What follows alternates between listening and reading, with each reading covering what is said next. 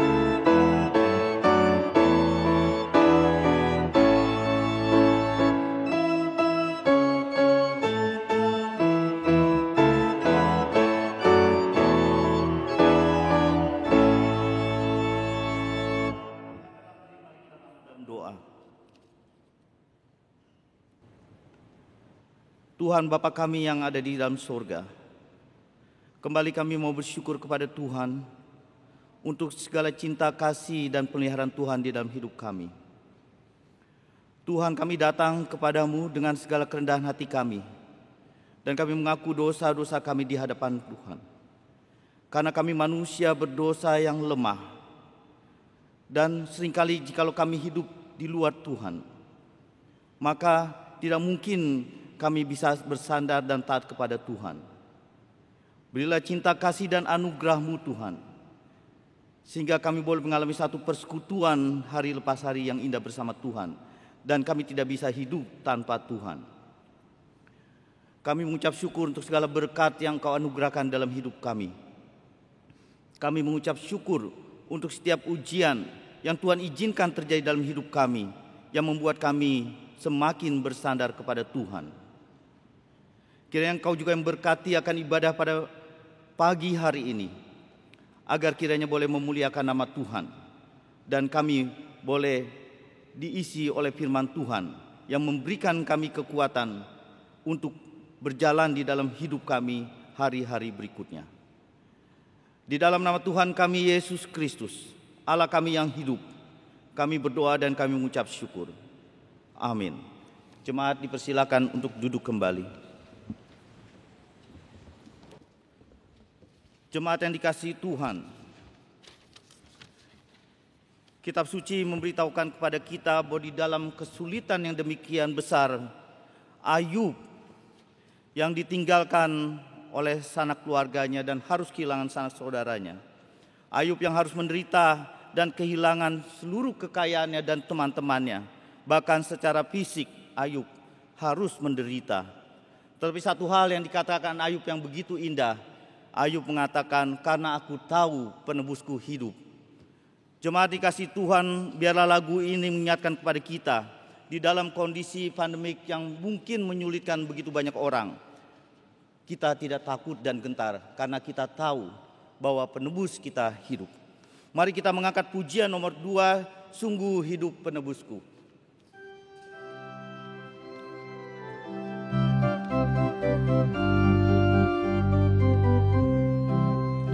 Sungguh hiduplah penebus.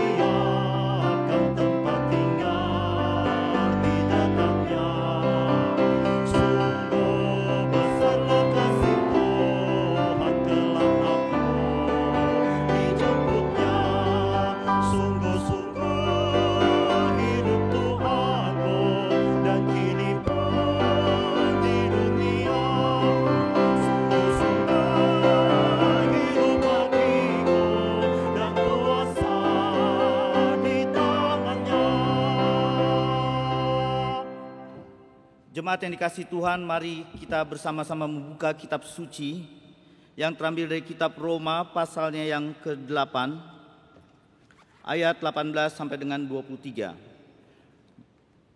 Mari kita membacanya bersama-sama, baik bagi jemaat yang hadir di tempat ini maupun bagi jemaat yang mengikuti melalui streaming.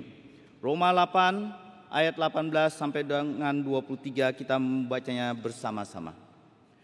Sebab aku yakin bahwa penderitaan zaman sekarang ini tidak dapat dibandingkan dengan kemuliaan yang akan dinyatakan kepada kita. Sebab dengan sangat rindu seluruh makhluk menantikan saat anak-anak Allah dinyatakan. Karena seluruh makhluk telah ditaklukkan kepada kesia-siaan, bukan oleh kehendaknya sendiri, tetapi oleh kehendak Dia yang telah menaklukkannya. Tetapi dalam pengharapan, karena makhluk itu sendiri juga akan dimerdekakan dari perbudakan, kebinasaan dan masuk ke dalam kemerdekaan kemuliaan anak-anak Allah. Sebab kita tahu bahwa sampai sekarang segala makhluk sama-sama mengeluh dan sama-sama merasa sakit bersalin. Dan bukan hanya mereka saja, tetapi kita yang telah menerima karunia sulung roh, kita juga mengeluh dalam hati kita sambil menantikan pengangkatan sebagai anak, yaitu pembebasan tubuh kita. Mari kita menyambut firman Tuhan dengan pujian yang ketiga, Tuhan, Kau kuperlukan.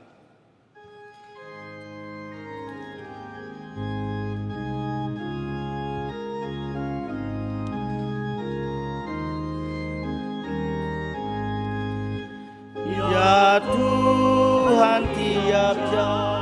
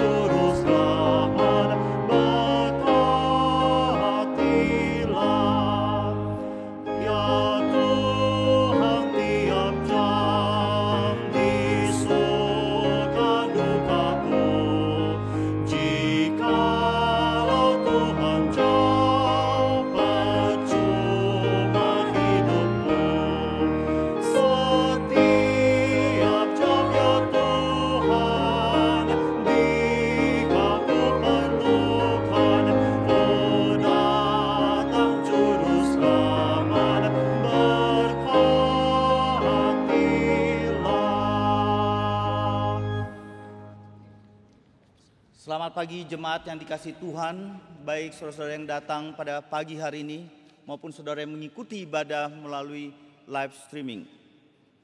Pendeta Stephen pernah mengatakan bahwa hal yang terpenting dalam hidup manusia adalah ketika manusia diberi kesempatan untuk selalu mendengarkan firman Tuhan.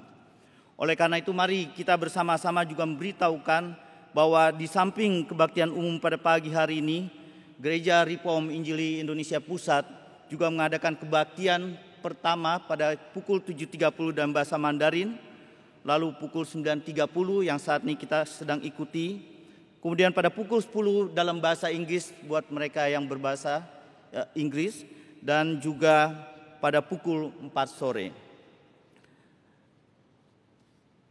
Jemaat, ada beberapa warta yang kembali kami ingin ingatkan dari mimbar ini, bahwa dalam 1 minggu ke depan untuk mengisi kebutuhan iman saudara-saudara dan saya, Gereja Reform Injili Indonesia mengadakan streaming Reform Injili sepanjang 1 minggu pada hari Senin dan Selasa tanggal 6 dan 7 Juli pukul 19 atau jam 7 malam. Pendeta Johannes Putra Tama Kamuri akan menyampaikan Coram Deo, klise orang Kristenkah, Kemudian di hari Rabu dan Kamis pada tanggal 8-9 Juli pada pukul 19.00, Bapak Pendeta Stephen Tong akan menyampaikan juga dengan tema Doa Bapa Kami edisi yang kelima dan yang keenam. Kemudian hari Kamis pada pukul 6 sore akan ada persekutuan doa dalam bahasa Mandarin yang diterjemahkan ke Indonesia. Dan pada hari Jumat 10 Juli pada pukul 18.30, Bapak Pendeta Jimmy Pardede akan mengupas mengenai doktrin Tritunggal dan tafsiran Alkitab. Dan pada hari Sabtu 11 Juli dimulai dengan pukul 6 pagi ada persekutuan doa, lalu pukul 17 kita akan bersama-sama menikmati konser klasik untuk pujian kepada Tuhan, dan pada pukul 7 malam akan ada Kapin Jambi dan semuanya dilakukan secara streaming. Yang berikut ada pendaftaran katekisasi angkatan ke-61 akan dimulai pada tanggal 26 Juni kelas yang pertama sampai dengan 22 November 20 dan akan dilakukan setiap minggu pada pukul 13. Saudara bisa melakukan pendaftaran kepada alamat tautan yang telah tersedia. Saudara, buletin pilar untuk edisi Juli juga telah terbit dan saudara bisa melakukan pengunduhan di dalam tautan yang telah disediakan. Gereja Reform Injili Indonesia juga akan melakukan pemberkatan nikah kepada satu pasang calon mempelai, yaitu Saudara David Kristanto dan Saudari Lydia Sugiarto pada hari Sabtu 11 Juli 2020 pukul 1 siang bertempat di Kapel Agape. Nah, jemaat yang dikasihi Tuhan, buat jemaat yang hadir tempat ini, maka selama kebaktian berlangsung, jemaat diwajibkan untuk tetap menggunakan atau memakai masker, saudara-saudara sekalian. Juga bagi jemaat GRI Pusat, jikalau ingin mengetahui informasi atau meminta bantuan selama masa pandemik ini, maka saudara bisa menghubungi hotline GRI Pusat yang bisa ditayangkan di dalam layar. Saudara bisa melihat nomor telepon dan juga kontak person daripada orang-orang yang dapat saudara hubungi dalam masa pandemik ini. Saudara, yang terakhir, kita bersyukur kepada Tuhan bahwa NRITC yang berlangsung selama 3 hari 1 sampai 3 Juli, Tuhan telah memanggil lebih daripada 8.200 anak-anak remaja, dan firman Tuhan boleh diberitakan, dan kita bersyukur kepada Tuhan di dalam kondisi yang begitu sulit di masa pandemik ini. Tuhan tetap memelihara kita dan memberikan firman untuk setiap umatnya. Mari kita bersama-sama menyaksikan video klip daripada NRITC.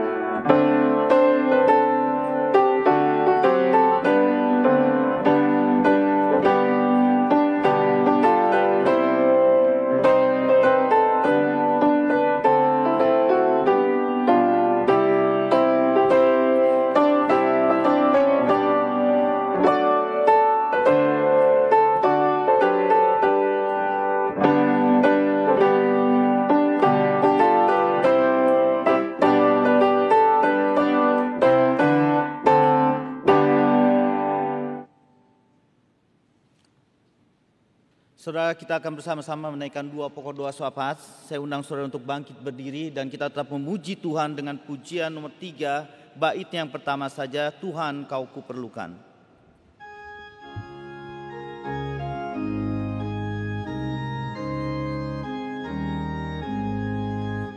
Ya Tuhan, tiap jalan ku memerlukan-Mu. Engkaulah yang memberi sejahtera penuh. Setiap jaga Tuhan, jika ku perlukan, ku datang juru selamat, berkatilah.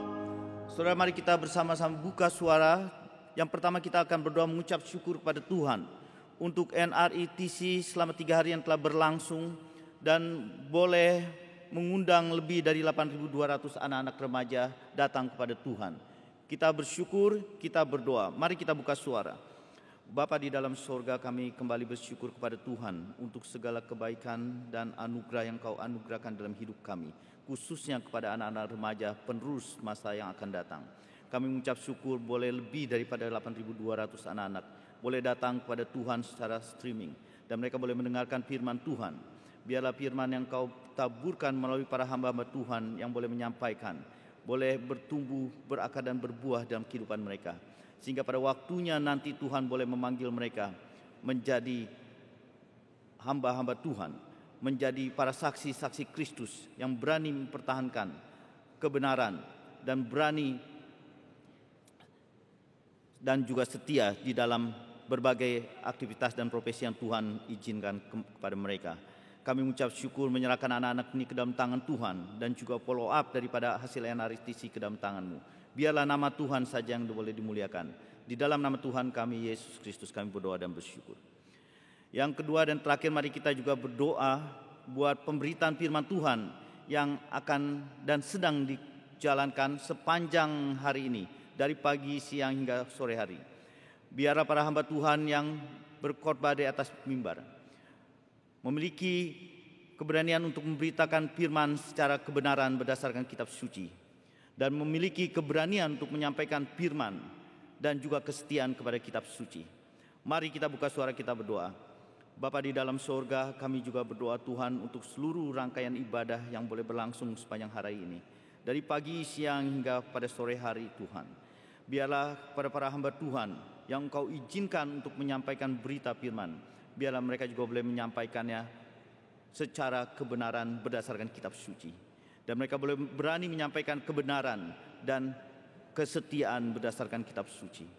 Tuhan, biarlah firman yang boleh disampaikan di atas mimbar boleh memberikan kekuatan kepada setiap jemaat Tuhan, boleh memampukan jemaat Tuhan untuk terus hidup bersandar kepada Tuhan, dan boleh bertumbuh dan berbuah dalam kehidupan setiap anak-anak Tuhan, sehingga kami boleh hidup dan menjadi saksi Tuhan di tempat kemana kami berada. Kami bersyukur menyerahkan seluruh pemberitaan firman ke dalam tangan-Mu. Dalam nama Tuhan kami, Yesus Kristus, Juru Selamat kami yang hidup, kami berdoa.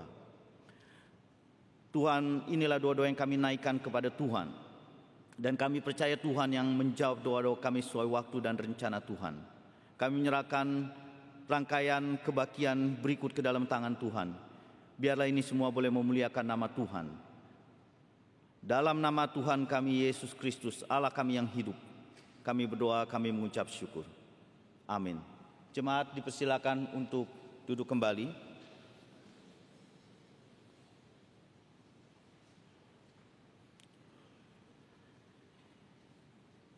Jemaat, kita akan bersama-sama mendengarkan persembahan pujian yang akan disampaikan oleh Jakarta Oratorio Society di dalam Oratorio Messiah dengan judul Let All the Angels of God.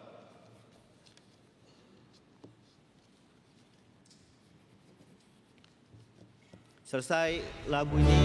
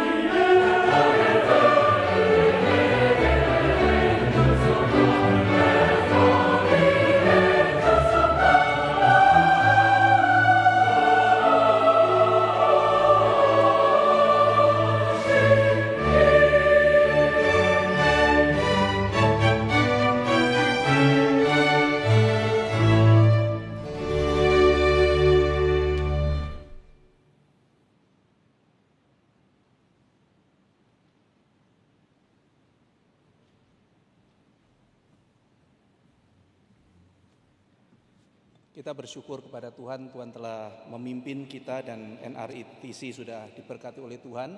Ada kira-kira 8.200 orang yang mendaftar dan telah menerima firman Tuhan.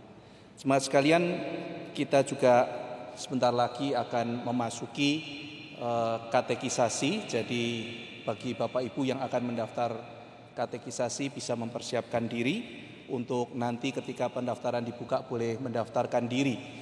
Dan katekisasi ini ditujukan bagi mereka yang ingin baptis, CD atau atestasi di GRI Kemayoran Pusat dan dilakukan secara online. Jadi jikalau ada mungkin Bapak Ibu Saudara sekalian yang sedang studi di luar negeri dan memang berencana akan baptis, CD atau atestasi di GRI Pusat, boleh mengikuti katekisasi secara online ini. Baik Bapak Ibu sekalian, mari kita bersama-sama menyanyikan lagu Haleluya Puji Tuhan bersama-sama.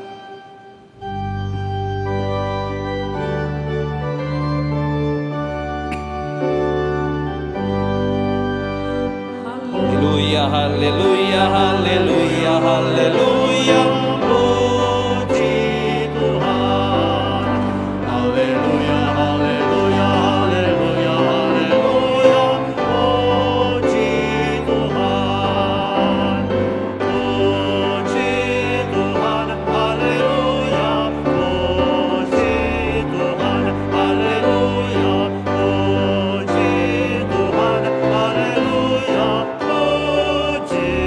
Tuhan. Haleluya. Puji Tuhan. Haleluya.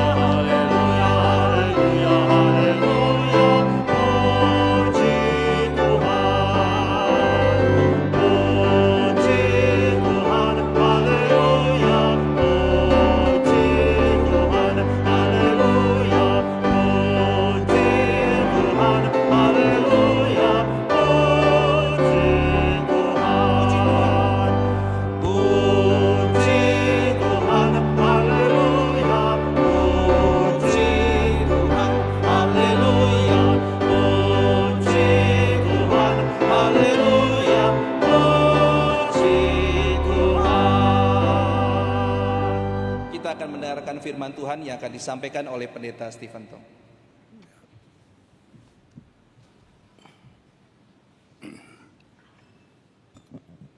Mari kita berdoa. Bapa di dalam surga, berkatilah kebaktian ini, di mana Tuhan yang telah mendorong, menggerak, dan menarik kami datang kepada hadirat-Mu.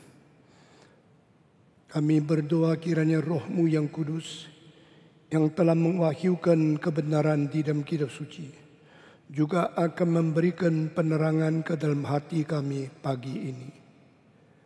Berilah keausan, kesadaran, dan kerelaan untuk mentaati firman-Mu.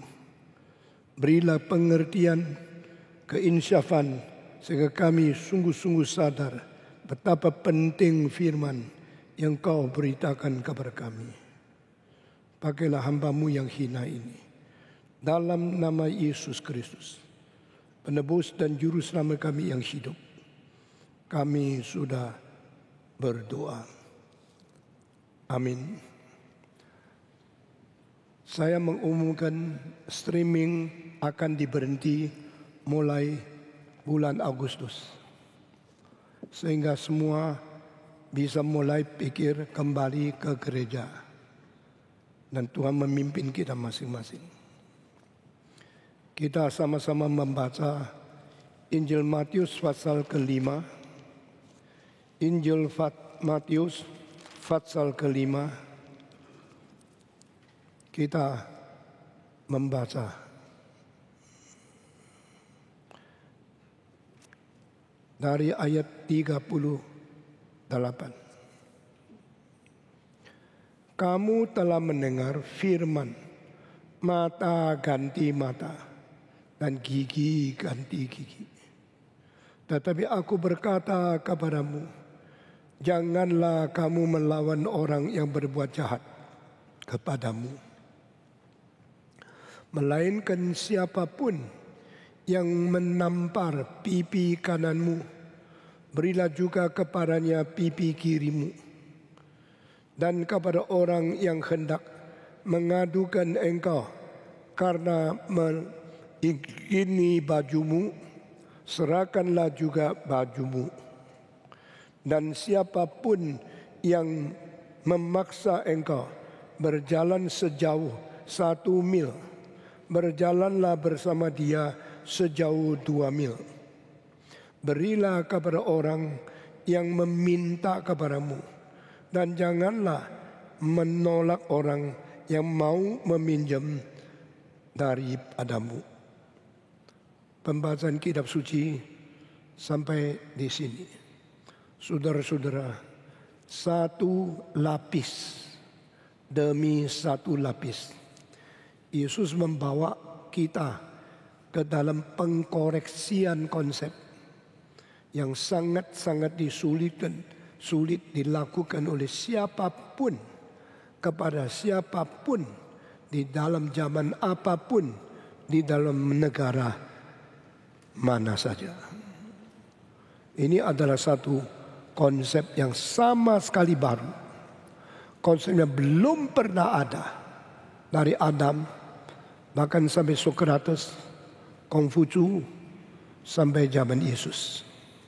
Dan ini melampaui semua pikiran yang pernah muncul di dalam sejarah manusia, yang pernah diajarkan di dalam semua filosof, kebudayaan, agama, dan aliran pikiran manapun di dalam kekekalan.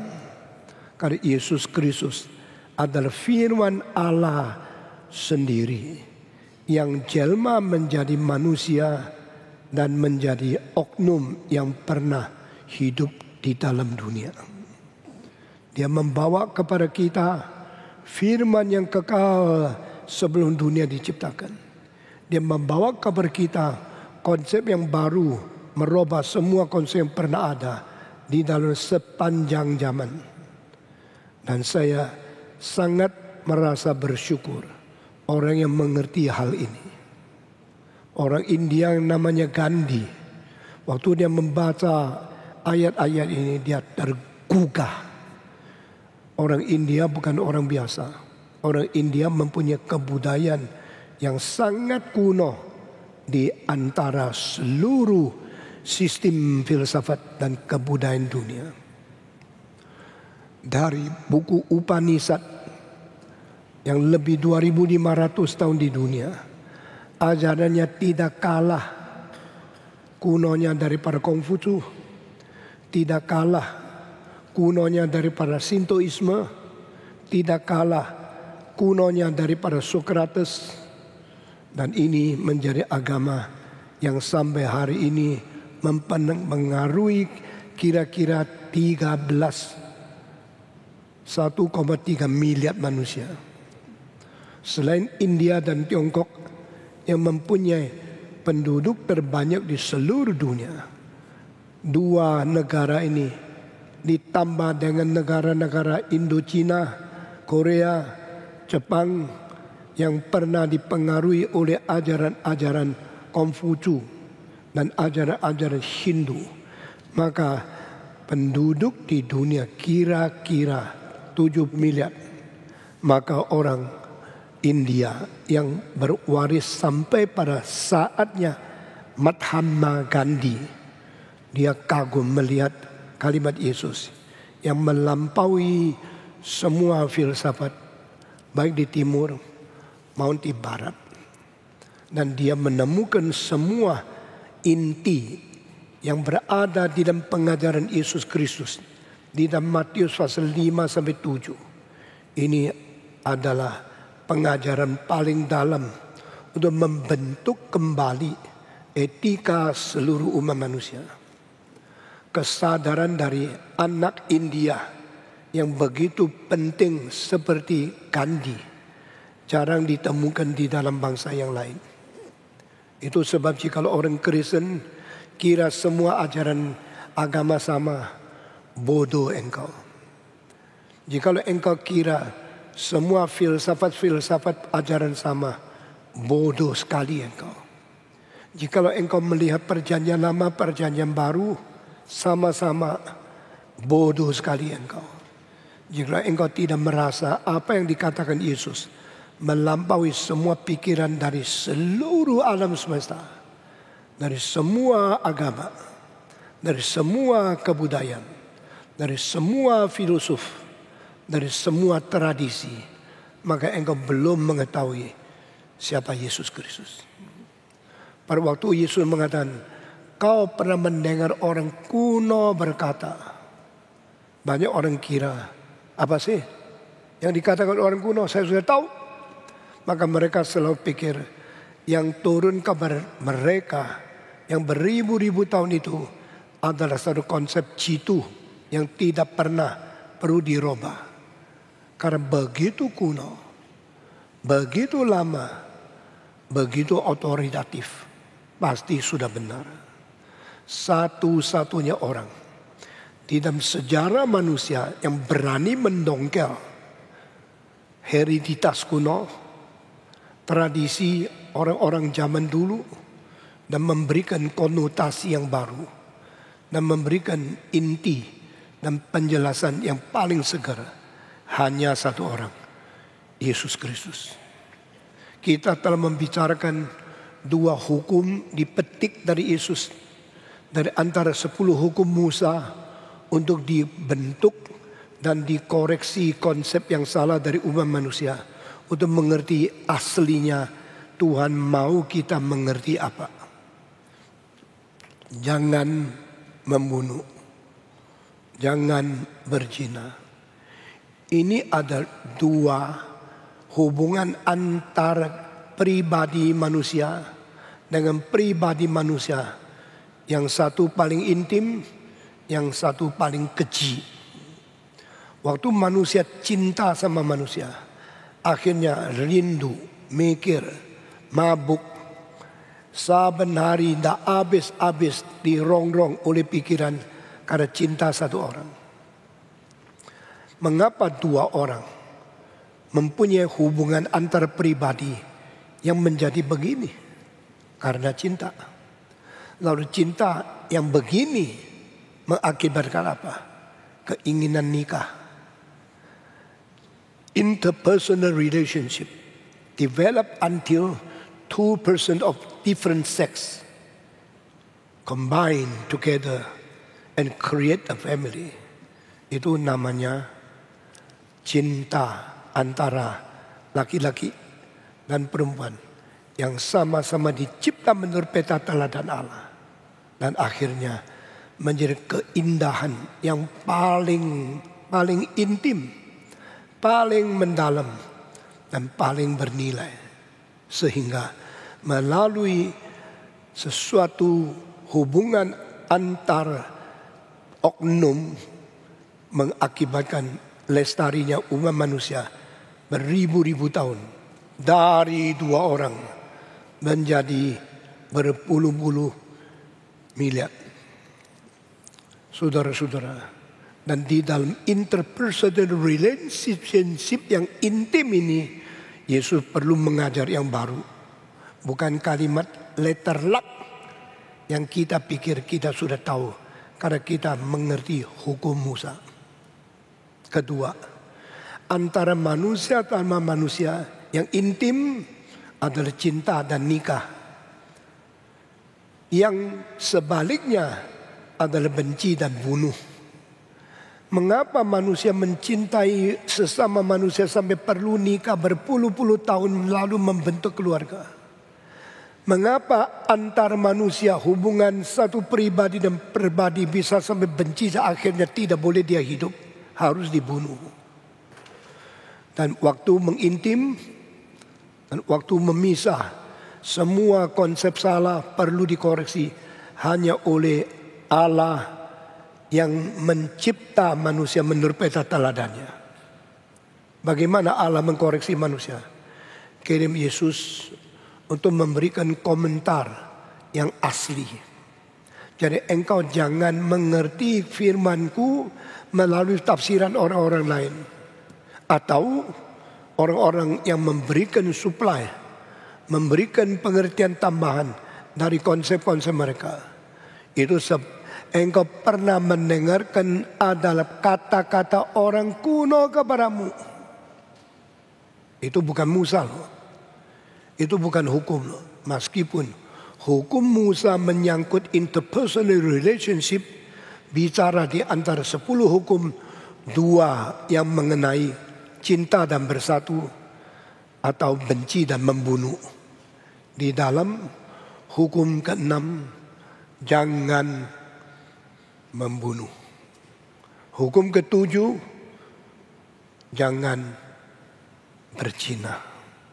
Setelah itu Yesus menambah lagi bagian yang ketiga, jangan sumpah. Ini adalah satu peraturan yang tidak diambil daripada 10 hukum. Ini adalah hubungan antara pribadi manusia dengan manusia yang sering terjadi dan kadang-kadang diharuskan oleh pemerintah waktu di dalam upacara yang paling serius. Waktu seorang dipilih jadi presiden, dia tidak bisa begitu gampang naik ke jabatannya, naik ke tatanya, lalu menjadi pemimpin mengatur negara. Dia harus sumpah dulu. Begitu banyak hal di dalam pertikaian, perselisihan sulit diselesaikan karena tidak tahu siapa lebih jujur, siapa lebih sungguh-sungguh. Maka diputuskan perlunya satu sumpah untuk mengakhiri perdebatan, pertengkaran, perselisihan di dalam pengadilan tertinggi. Saudara-saudara, sumpah itu penting untuk pemerintah. Dan sumpah itu sangat lumrah oleh semua negara. Tapi Yesus berkata, segala sumpah jangan dilakukan. Apakah berarti Yesus sengaja melawan pemerintah-pemerintah? Yesus sengaja mentiadakan upacara yang paling penting dan serius di dalam semua kebudayaan dan negara? Tidak. Yesus bukan melecehkan. Yesus memimpin kita masuk ke dalam yang lebih serius. Dan ini yang dilupakan oleh manusia. Manusia menganggap berbicara dengan jujur tidak penting. Lebih penting sumpah yang berada di pengadilan. Yesus melihat terbalik. Semua peraturan pemerintah adalah tambahan. Karena sudah lupa yang asli itu apa. Sama seperti hubungan manusia dengan Tuhan. Tidak perlu Taurat. Perlu sungguh-sungguh setia dan mengasihi Dia. Tetapi setelah manusia tidak setia, manusia tidak mengasihi Tuhan, akibatnya manusia sudah berbuat dosa, baru perlu Taurat. Bagi orang Yahudi Taurat itu paling penting. Bagi Paulus Taurat itu tambahan. It is not an absolute necessity from the beginning. It's not a rule set by our God. It is something added. Something come after. Something never become the original substance of the relationship between man and God. Dari permulaan tidak perlu Taurat. Yang perlu adalah kejujuran sejati, setia kepada Tuhan. Karena engkau memberontak, engkau merusak janji, maka sekarang baru Taurat menyaksikan dosa-dosamu. Mengapa orang Yahudi menganggap Taurat itu mutlak diperlukan? Karena mereka menganggap cara manusia lebih penting dari cara Allah. Maka Yesus Kristus itu Allah yang kembali menjadi manusia. Turun ke dalam dunia melalui inkarnasi. Mengkoreksi kebudayaan dunia. Saudara, lihatlah perjanjian baru sebagai sesuatu yang asli ditetapkan oleh Tuhan. Yang mengembalikan kita kepada yang murni, yang kekal. Yang melebihi perjanjian lama. Yang membawa kita mengerti yang sesungguhnya dari hubungan manusia dengan Tuhan. Yang melampaui perjanjian baru yang ditambah setelah manusia jatuh di dalam dosa. Saudara-saudara, di dalam cinta, di dalam nikah, kembali kepada aslinya bagaimana. Di dalam hubungan kepada orang lain, di dalam menghargai hormat, menghormati jiwa orang lain, jangan menyentuh, jangan membunuh, kembali kepada original. Di dalam janji, di dalam bicara dengan kalimat-kalimat yang jujur, bukan melalui ikatan sumpah, tapi kembali kepada yang asli. Yang iya yaitu iya, yang tidak yaitu tidak. Banyak ngomong dari setan. Ini kalimat sangat menegur dan sangat menggugah, sangat mengupas, dan sangat membawa kita kembali kepada yang asli itu. To be a true man, to live a true life, to say the true truth, to think the true words. Ini adalah yang dituntut oleh Yesus Kristus. Saya kalau membicara tentang Matius 5, 6, 7, ini mungkin khotbah-khotbah saya terakhir selama saya melayani di dunia. Kita sudah selesai Ibrani, Roma, Yohanes, lalu buku yang lain, 1, 2, 3 Yohanes. Kita sudah selesai tentang Efesus, tentang Roma. Ini semua firman di dalam firman. Surat di atas semua surat adalah rencana Allah yang paling penting, inti paling pokok untuk mentegakkan gereja. Saya harap gereja ini yang dari permulaan sampai sekarang dengar khotbah terus, menyambung semua berita dan mengerti seluruhnya, bukan keping-keping, bukan fragmental, tetapi komprehensif. Sehingga mereka yang baru datang 2 tahun tidak mungkin mencapai ini, karena mendengar terakhir tentang itu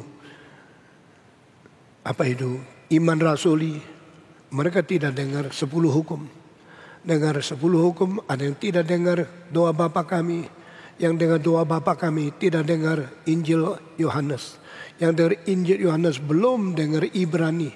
Dengar Ibrani belum dengar akan itu surat Roma.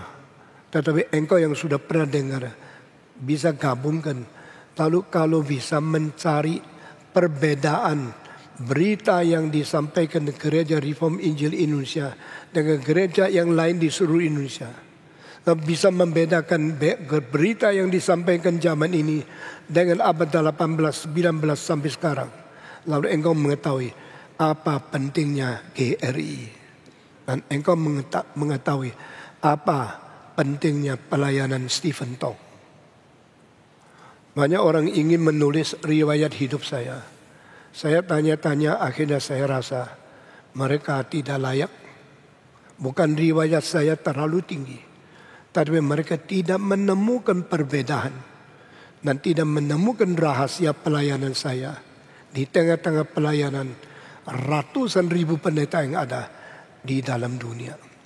Saudara-saudara, mari kita masuk ke dalam hari ini. Sekali lagi Yesus mengangkat isu, kamu pernah mendengar orang kuno berkata kepadamu. Berarti dari jangan berzina, jangan membunuh, jangan sumpah, masih ada yang lain yang manusia mengetahui apakah menjadi unsur penting di dalam pembentukan masyarakat, di dalam pembentukan yang disebut komunitas. Komunitas perlu janji. Komunitas perlu janji yang adil. Komunitas perlu keadilan. Kalau tidak ada keadilan, tidak ada masyarakat, tidak ada society, tidak ada bangsa, tidak ada negara. Maka membentuk sesuatu persekutuan, membentuk satu masyarakat, membentuk satu komunitas, yang paling penting adalah unsur keadilan. Jika engkau melakukan saya seperti binatang, saya melakukan engkau seperti Allah, kita tidak pernah bisa membentuk masyarakat yang adil.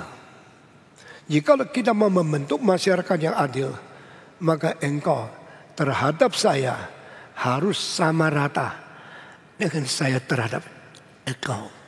Kalau saya menghormati engkau dan engkau melecehkan saya, antar hubungan masyarakat kecil ini tidak beres.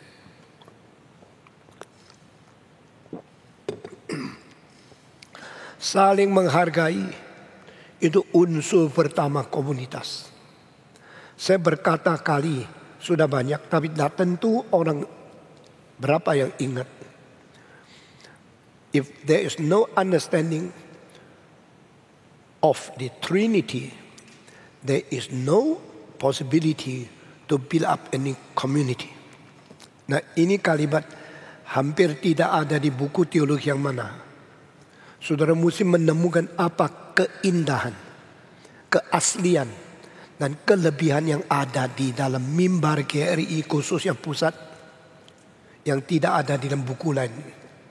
Dan disitulah Tuhan memberkati gerakan Reform Injil ini. If you don't understand Trinity, you're never able to build up a very fine, perfect, and wonderful community. Tidak mengerti Allah Tritunggal, tidak mungkin membangkitkan satu komunitas yang beres, yang baik, apalagi yang sempurna. Karena Allah Bapa, Allah Anak, Allah Roh Kudus saling menghargai dengan ekualitas.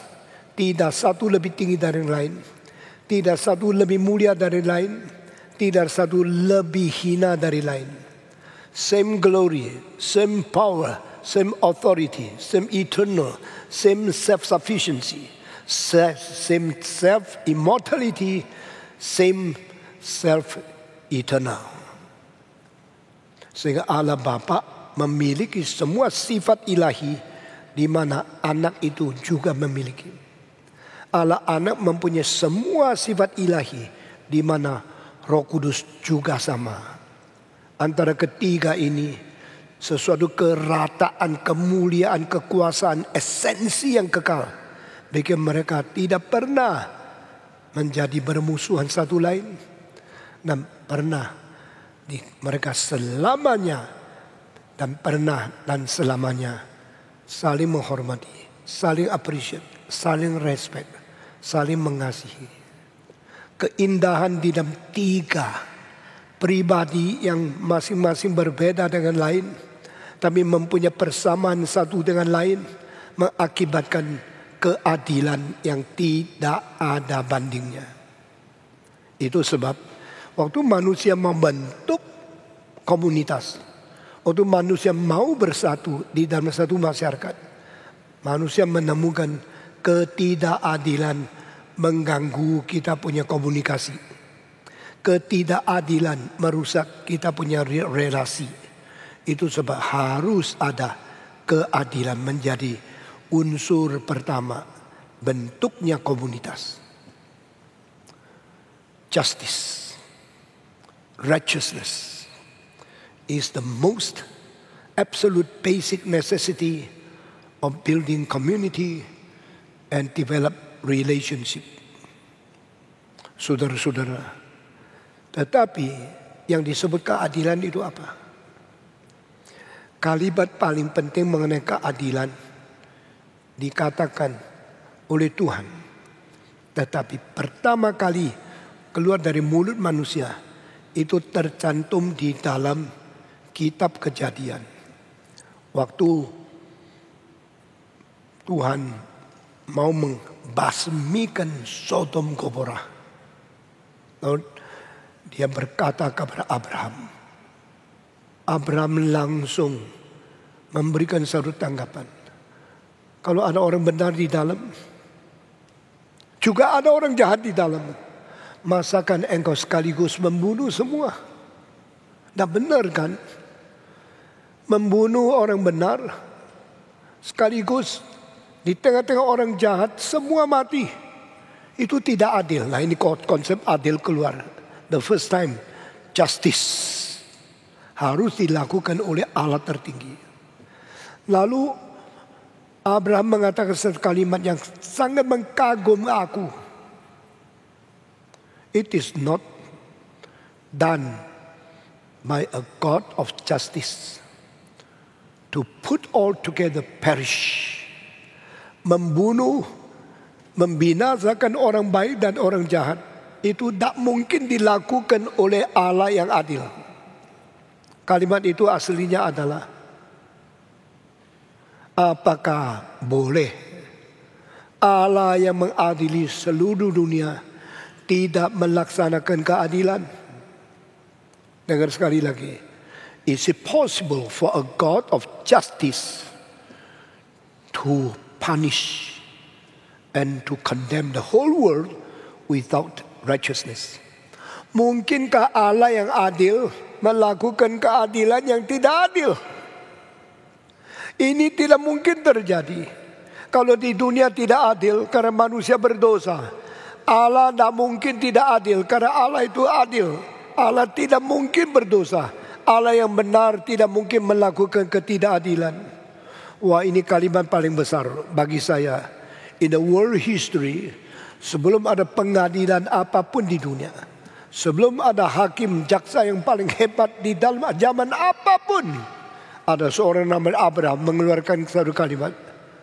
Mungkinkah bagi Tuhan Allah mengadili dunia secara sendiri tidak adil? Allah yang mengadili seluruh bumi harus adil adanya. Saya kalau utarakan kenapa saya percaya Alkitab firman Tuhan. Banyak ayat-ayat yang sangat unik. Sayangnya banyak buku rohani baik Inggris, Belanda, Perancis, Jerman belum mengkupas ayat-ayat itu. Dan kadang-kadang muncul di dalam khotbah saya di atas mimbar ini, tapi banyak tua-tua majelis tidak sadar. Mereka kira, oh ini khotbah Stephen Tong saya sudah ikut, sudah selesai. Kalau engkau tidak bisa menemukan uniknya di mana, bedanya di mana, yang menjadi hal yang merubah dan berlainan dengan semua buku teologi barat di dalam sejarah di mana engkau belum mengerti GRI dan belum mengerti mengapa Tuhan memerintahkan dan tugasan Stephen Tong membuat satu gereja. Di dalam zaman seluruh gereja suram, banyak gereja gagal, mendadak dimunculkan GRII di Indonesia. GRII didirikan dengan konsep kira-kira 45 tahun yang lalu. Baru jadi menjadi wujud 31 tahun yang lalu. Dan saat itu terjadi 3 gejala yang menakutkan. Pertama, banyak gereja mulai menjadi materialisme. Tuhan hadirkan GRII. Dan waktu itu banyak orang bilang tak perlu, gereja sudah banyak. Tak perlu GRII. Apa pentingnya GRII? Saya juga tidak tahu. Saya cuma tahu digerakkan Tuhan mengabar Injil, tegakkan doktrin. Mengajar Injil, tegakkan doktrin. Akhirnya gereja ini didirikan. Saya waktu itu pikir tidak lama saya mati. Tak sangka setelah 31 tahun sekarang saya masih ingatan cukup, masih suara cukup, masih bisa memberikan khotbah dengan teratur dan bertanggung jawab setiap kalimat dengan setiap ayat ditafsirkan dengan sangat sehat. Saya tidak tahu saya bisa berapa lama di dunia, tapi saya tahu masih ada satu tugas yang paling besar yang belum kita selesaikan. Bikin universitas, bikin Christian Center yang mencakup semua aspek seni, budaya, kebudayaan, ilmiah, pendidikan, dan semua akan menuju kepada bagaimana memimpin seluruh zaman ini kembali kepada Kristus. Dan sebidang tanah kita sudah beli, tetapi belum bangun apa-apa. Lalu saya desain siang malam sudah berubah 100 kali lebih. Sekarang sudah hampir sempurna desainnya. Saudara-saudara, tugas yang Tuhan berikan kepada saya terlalu besar. Dan sama sekali tidak sanggup paut dengan ambisi saya. Karena saya kira manusia semua bisa mati. Dan semua itu sementara saja. Tetapi sebelum kita pergi ke tempat abadi, Apa yang kita kerjakan ada sanggup paut dan rencana abadi dari Tuhan. Kalau ada, itu namanya ada maknanya. Kalau tidak ada, itu berarti tidak ada maknanya. Hidup kita menjadi bernilai karena kita mencapai makna itu. Saudara-saudara, sekarang saya kembali membicarakan komunitas perlu keadilan. Keadilan itu perlu konotasi. Konotasi perlu ada satu tradisi yang memberikan definisi. Sehingga Yesus terpaksa harus keluarkan satu kalimat yang bagi saat itu menjadi satu keadaan yang eksak. Keadaan yang sangat penting untuk menegakkan komunitas. Kamu pernah mendengar ada kalimat orang kuno? Gigi mengganti gigi. Mata mengganti mata. Oh iya, saya pernah dengar ini. Kamu pernah dengar? Pernah. Kita semua tahu? Tahu. Di dalam masyarakat Yahudi, semua tahu. Di dalam masyarakat orang-orang yang Arab, Syria, mereka juga tahu. Di tengah-tengah orang-orang Babylon, tengah orang Persia, mereka juga tahu. Karena ini adalah satu dalil yang turun-temurun sampai zaman Yesus. Lebih dulu 500 tahun daripada hukum Musa. Sudah dengar kalimat ini. About 500 years before Moses given law, 10 commandments by God. There is a very standard criteria. Very absolute rule of righteousness and justice in komunitas. Dan konsep ini begitu kuno dan begitu penting, begitu jitu, begitu mutlak telah mempengaruhi dan memimpin pemasyarakatan 1.800 sampai 2.000 tahun. Sehingga waktu Yesus mengatakan kalimat, semua tahu, oh ini kita tahu. Gigi mengganti gigi, mata mengganti mata. Ini namanya keadilan. Lalu ini salah ya? Kalau ini salah di mana? Kalau ini benar di mana? Ini lebih kuno dari Musa loh. Kalau kita mau hormati Musa, apakah kita harus lebih menghormati dalil ini?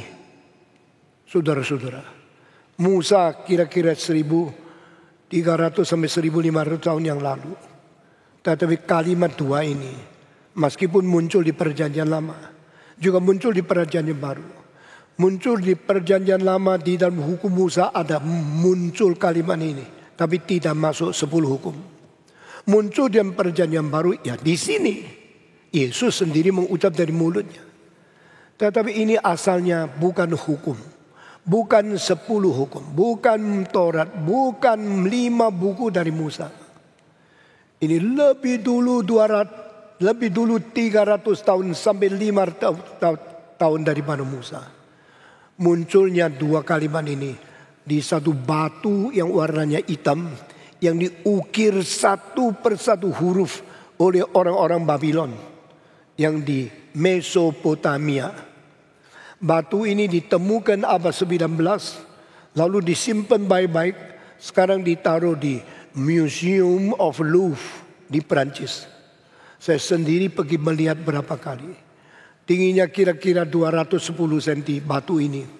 Panjang dari atas sampai bawah. Di atas ukir dua orang. Yang satu adalah Dewa Matahari. Yang satu adalah Raja Hammurabi. Lalu Dewa Matahari memberikan satu kitab pergi kepada yang menerima Raja Hammurabi, raja dari Mesopotamia, dan berkata, ajarkanlah kepada rakyatmu segala sesuatu harus adil. Lalu di dalam batu yang menulis kitab keadilan ini muncul dua kalimat ini. Gigi ganti gigi, mata ganti mata. Selain dua kalimat ini muncul lagi satu kalimat yang lain. Waktu jual beli tidak boleh pakai dua macam timbangan. The measurement must be only one. Never you commerce and you do business with a double standard. Saudara-saudara, itu 4.000 tahun yang lalu loh. Ada perintah, ada prinsip, ada dalil seperti ini. Bikin kaget seluruh dunia. Sekarang masih banyak orang di dalam pembukuan, satu untuk pemerintah, satu untuk istri. Untungnya kalau 300 juta, tulis sama pemerintah 100 juta. Pembukuannya double. Ini dilawan oleh Hammurabi. 4.000 tahun yang lalu sudah mengerti, jangan tidak adil, jangan menipu, jangan double standard, jangan dua pembukuan. Sekarang manusia ngerti, manusia begitu bodoh, mesti 6 tahun baru lulus SD, tapi sudah 4.000 tahun belum mengerti apa itu keadilan. Cilakalah manusia. Sehingga pada waktu Yesus datang ke dunia, dia harus mengajar kita melalui pengadilan yang kau sudah ngerti. Gigi ganti gigi, mata ganti mata, itu tidak cukup. Sekarang saya memberikan pengertian kepada engkau. Lakukanlah bukan secara setimpal, lakukanlah lebih mengasihi dari musuhmu melakukan dirimu dengan tantangan. Never oppose your enemy. Never do the same to them. But you should surpass this. They are not good to you. You should good to them. They hate you. You should love them. Wah, ini sebenarnya adalah ajaran yang lebih tinggi dari siapapun. Di dalam semua kebudayaan, semua agama, semua filsafat, semua pemikir, dan semua pujangga yang terbesar. Makanya ini menggerakkan Gandhi. Dan ini menjadikan firman itu abadi. Saudara-saudara, saya percaya waktu baca ayat ini sebelum dengar khotbah, you dah sangka khotbahnya akan ke situ. You cuma pikir sudah baca, ya sudah selesai. Saya sendiri baca kitab suci mungkin lebih 80 kali. Dari depan sampai belakang. Saya siang malam merenungkan firman Tuhan. Supaya khotbah saya dah habis-habis. Dan hari ini boleh saya katakan salah satu pendeta yang khotbah tidak habis-habis adalah saya dan rekan-rekan saya di GRI. Cuma gereja ini khotbah yang direkam lebih 10.000 khotbah. Baik yang Indonesia dan yang Mandarin. Ada ceramah saya dalam bahasa Inggris 3,5 jam. Dan itu belum disiarkan. Saya harap di dalam 1-2 tahun ini kita akan siarkan seminar mengenai the fall and the culture in the history dalam bahasa Inggris. Dan saya percaya itu akan berubah konsep teologi dan konsep filsafat di dunia barat setelah saya mati. Karena waktu saya hidup yang saya layani kebanyakan orang Indonesia dan orang Tionghoa. Dan kebanyakan orang intelektual. Maka saya mempersiapkan khotbah cocok oleh orang-orang pintar. Dan ini sudah direkod, sudah direkam di dalam lebih 10.000 khotbah. Sehingga salah satu gereja yang tidak habis-habis, inti khotbahnya boleh supply kebutuhan daripada masyarakat adalah kita. Kalau saudara pilih satu khotbah untuk dengar satu hari 10.000, berarti saudara perlu 30 tahun saben hari dengar satu baru selesai. Tapi pada waktu dengar sampai bahasa Mandarin, mungkin engkau tidak bisa turut. Ulang lagi bahasa Indonesia. Khotbah saya dalam bahasa Indonesia lebih 6.000. Daripada bahasa Mandarin lebih 3.000. Belum yang Inggris. Saudara, kita teruskan.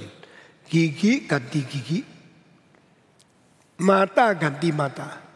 Dua kalimat ini sejajar. Dan muncul di dalam bahasa kuno Mesopotamia. Diukir di atas batu yang panjangnya 2 meter. Yaitu batu Hammurabi. Saudara dengar kalimat di bawah ini. Kalau saudara mau menemukan rekor, catatan yang paling penting tentang kebudayaan manusia. 2 batu yang penting. 1, Stone of Hammurabi di Perancis. 1, Stone of Rosetta di Inggris. Hammurabi Stone ditemukan di Mesopotamia. Rosetta Stone ditemukan di Mesir. Sekarang masing-masing di Museum Louvre di Perancis dan Museum British di dalam London. Dua-dua saya sudah pergi lihat. Dan di dalamnya mencatat paling kuno, ribuan tahun yang lalu, bahwa manusia harus adil di dalam bersahabat, di dalam bermasyarakat, bahkan di dalam perdagangan. Adil. Karena kalau matamu dihantam orang rusak, orang itu harus dihantam kembali supaya juga rusak. Ini namanya adil. Maka dari primitif, dari zaman 4000 tahun yang lalu, konsep adil itu apa? Sama-sama ruginya rata, itu nama adil. Sama-sama hidupnya disiksa, itu namanya adil. Kalau kau pukul saya, gigi saya putus 3. Saya pukul engkau, cuma putus 1. Harus pukul lagi. Sampai sama-sama 3. Baru namanya adil. Nah, ini adalah satu tuntutan yang paling dasar dari segala bangsa, segala suku. Sampai hari ini keadilan sebagai konsep demikian ada di Papua. Kira-kira 4,5 tahun yang lalu saya pergi ke Kuantilama. Saya mengadakan KKR, Kapin, maka hari itu yang datang cuma 1.500. Saya heran sekali. Biasanya 4.000 sampai 8.000. Kenapa ini cuma sedikit? Saya telusuri. Kenapa hari ini sedikit? Ada seorang polisi di tengah-tengah pendengar. Hari ini terjadi peperangan. Maka banyak orang pergi ikut perang atau nonton perang. Sehingga mereka tidak bisa datang. Lalu saya tanya, di mana perang? Lewat di sini kira-kira sampai 5 kilometer. Jadi saya sudah tiba di tempat dekat perang. Lalu hari itu saya bilang, kalau begini, saya hari ini tidak khotbah. Itu Kapin satu-satunya saya absen. Karena apa? Saya mau pergi ke tempat perang. Membuat damai di tengah-tengah mereka. Oh jangan. Pasti penuh bahaya. Kalau engkau sampai di situ, di tengah-tengah, sebelah sini kira kamu membiak situ, sebelah situ mengira kamu membiak sini, mereka melepaskan panah, engkau mati di situ. Saya bilang tidak peduli mati dan mati. Saya mau pergi, lalu saya mendamaikan kedua suku itu. Polisi itu sangat susah. Saya bilang, bawa mobilmu, saya ikut kamu pergi. Kamu tahu tempatnya? Tahu. Mereka sedang perang, saya takut. Saya bilang pergi. Saya ikut kamu secara mobil. Kamu ikut saya secara mental. Mari kita pergi. Lalu saya serahkan Kokhan. Kamu yang khotbah di sini. Kokhan 140 kota. Satu-satunya kota bukan saya yang khotbah. Kokhan yang khotbah. Yaitu Kuantilama. Sesudah itu kita pergi dengan mobil. Makin dekat makin gelap. Sudah mulai malam. Gelap sekali. Di tengah-tengah gelap lebih bahaya. Mereka tidak tahu yang datang ini siapa. Meskipun mereka tahu ini mobil polisi. Tapi ada orang yang pakai jas. Ini seorang pendeta. Dia mau apa ke sini? Kalau mereka melepaskan panah, saya mati. Tapi waktu mobil makin dekat, mereka makin mundur. Mereka makin mundur. Saya turun. Lalu saya minta 2 pihak bisa kumpul. Tak mau kumpul. Nah, saya tidak mungkin berada 2 pihak. Saya hanya berada di 1 pihak. Bahaya sekali. Tapi tidak terjadi apa-apa. Karena mereka tidak berani membunuh pendeta. Dan dari pusat sudah ada suara bela baik-baik pendeta Stephen Tong. Jangan sampai dia bahaya. Karena kami mengetahui sedang terjadi peperangan antara suku ini dengan suku itu. Dan waktu saya bertemu dengan orang-orang yang menjadi pemimpin kepala suku, mereka berkata, besok saja. Kalau Pak Tong kumpulkan 2 suku, kepalanya, pemimpinnya, bicara sama mereka, kita selesaikan besok. Dan hari itu sudah terlalu gelap, semua pulang. Saya juga pulang hotel tidur. Hari keesok saya pergi ke daerah itu dengan mobilnya polisi. Sampai di itu kantor bupati, keluarkan tayangannya. Sekarang keluarkan tayangannya. Di sebelah atas kiri sana, itu bupati di pinggir saya. Saya minta dia lutut, lalu saya tumpang kepala dia. Saya berdoa supaya Tuhan kasih dia bijaksana, cinta kasih, keadilan, dan boleh menyelesaikan. Lalu saya undang 2 suku, semua masuk. Keliling di kursi yang persegi itu. Kira-kira 200 orang. Lalu ada 80 orang bawa senjata. Saya bilang senjata dikeluarkan. Mereka keluarkan taruh di luar. Mereka ketemu di situ. Lalu saya bicara bagaimana menyelesaikan perselisihan. Bagaimana bisa mendamaikan peperangan. Mereka bilang kita ada dalil sendiri. Kita tidak bisa berhenti perang. Saya tanya, kamu Kristen? Kristen. Kristen harus berdamai, tahu tidak? Tahu sih tahu, tapi belum adil. Saya tanya, apa artinya adil? Dia memakai dalil ini. Gigi ganti gigi, mata ganti mata. Karena suku kami sudah dibunuh 25 orang. Sekarang kami membalas dendam, cuma membunuh 17 orang. Masih ada 8 orang mereka belum mati. Tidak mungkin kita damai. Kecuali 8 lagi sudah bunuh habis sama-sama 25. Baru kita bicara tentang damai. Waduh, saya tahu susah merubah konsep orang yang sudah kaku. Susah bawa mereka kembali kepada cinta kasih Tuhan kalau mereka belum melunaskan apa yang mereka anggap itu adil. Mata ganti mata, gigi ganti gigi. Saya mengetahui pada saat itu. Lalu saya khotbah membicarakan tentang kita semua musuh Tuhan. Lalu kita membunuh Yesus Kristus. Apakah Tuhan membunuh kita untuk adil? Tidak. Tuhan justru sengaja membiarkan Yesus dibunuh oleh kita dan dia tidak lawan untuk mengampuni dosa kita. Itu namanya cara pendamaian paling baik dari Tuhan.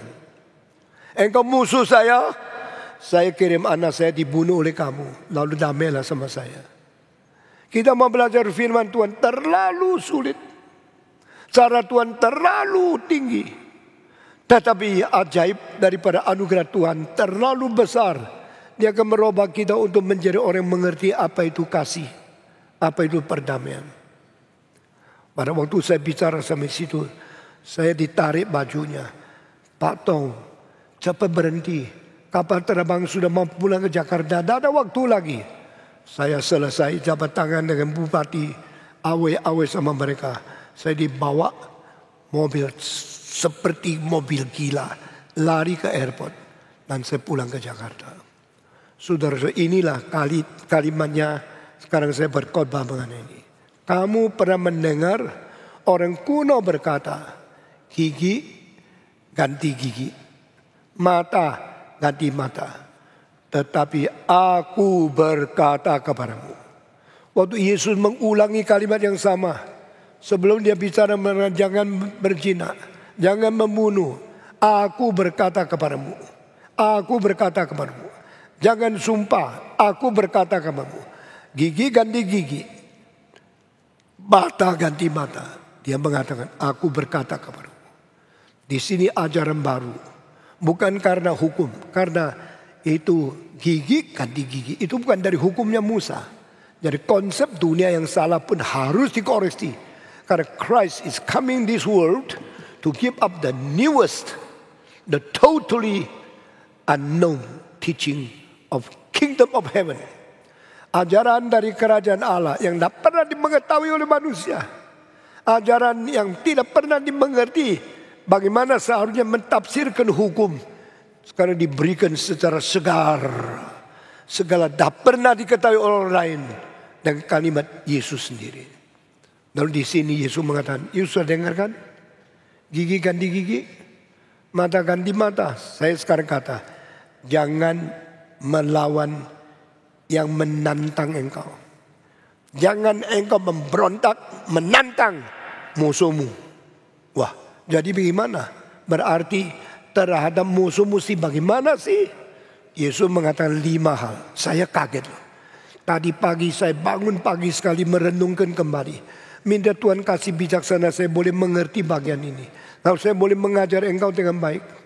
Saudara-saudara, jikalau ada orang tampar pipimu di kanan, kasihlah pipimu yang kiri. Waduh, siapa mau? Tuhan jangan begitu dong. Itu bikin kita seperti budak, nggak ngerti membalas. Menjadi orang yang tidak berani berontak kepada orang yang kurang ajar. Ini ajaran apa Yesus? Engkau mengajar saya kalau ditampar sebelah kanan. Silakan lagi, ini belum kan? Orang gila ya. Orang gendeng ya. Orang tidak malu ya. Orang tanpa hormat. Saudara, di seluruh badan kita, tempat paling hormat adalah pipi kanan. The right cheek. Orang tampar engkau, tampar ke muka, di muka tampar, you punya pipi kanan. Ini paling menghina. Lalu engkau bilang, masih ada sebelah, ayo sini supaya seimbang merahnya sama. Tolong pukul lagi. Kamu orang gila ya? Apa Yesus mengajar orang menjadi gila? Yesus mengajar orang menjadi budak. Yesus mengajar orang menjadi tidak tahu keadilan. Saudara-saudara, kita melihat di dunia banyak permusuhan. Amerika, Rusia. Sekarang Amerika, Tiongkok. India, Tiongkok. Korea Selatan, Tiongkok. Filipina, Tiongkok. Malaysia, Tiongkok. Sekarang dunia berapa tegang, you tahu tidak? Kalau semua tidak bisa tahan nafsu perang, di dalam 3 hari seluruh dunia hancur. Saudara tahu tidak? Sekarang yang dianggap kawan, sahabat, sekutu yang paling baik, sekarang sudah semua berpaling muka menjadi musuh. Dulu orang Amerika diusir dari Vietnam karena di situ ada satu pelabuhan militer yang paling besar, dan saya percaya itu terbaik di seluruh muka bumi. Betonnya itu meteran supaya kalau patah terbang pembom yang paling berat lewat situ, dah getar. Tidak pernah ada kapal terbang yang lebih kuat dari tempat yang di Vietnam Selatan. Itu dulu dibikin oleh Amerika untuk melawan Vietnam Utara. Untuk melawan akan orang Amerika. Melawan komunisme. Amerika melawan komunisme. Tapi akhirnya orang Amerika diusir. Vietnam yang menang. Di dalam sejarah Amerika sampai sekarang, tahun 1774 sampai sekarang 2020. Di dalam kira-kira 250 tahun. Amerika tidak pernah perang kalah kecuali 1 kali. Kalah sama Vietnam. Amerika begitu besar. Negara begitu maju. Senjata begitu mutakhir. Bomnya begitu menakutkan dan jahat. Vietcong itu kecil. Uang tidak cukup, senjata tidak cukup. Tapi Vietcong menang. Karena apa? Alasan perang lebih kuat orang Vietcong. Kami menjaga negara kami. Kamu adalah penjajah. Usir. Amerika diusir. Akhirnya menyesal. Kenapa bikin lapangan terbang yang paling mahal di dunia, yang paling kuat di dalam seluruh bumi, sekarang tinggalkan, dimiliki oleh Vietnam. Vietnam enak aja, tak usah bikin lapangan kapal terbang. Dapat beton yang paling besar, runway yang paling panjang. Itu tempat yang paling bagus. Karena di sekitar itu pelindung-pelindung pulau-pulau. Sangat menakutkan. Amerika pernah mempunyai 2 lapangan kapal terbang terbesar. Satu di sebelah kanan, namanya Subic. Satu di sebelah kiri namanya Danang. Ini dua tempat bikin kapal Indo-Amerika mundar-mandir. Semua yang mau lewat situ bisa ditembak, bisa tenggelam, bisa hancur semua. Sudah lama, tapi dua-dua kembali. Duterte, usir kamu. Orang Filipina tidak usah Amerika. Amerika diusir. Dan pemerintah Vietnam mengatakan, Amerika pergi. Kamu penjajah, kami tidak perlu. Sesudah dua pergi, mereka tidak sangka Tiongkok masuk. Tiongkok masuk menjajah 7 pulau kecil.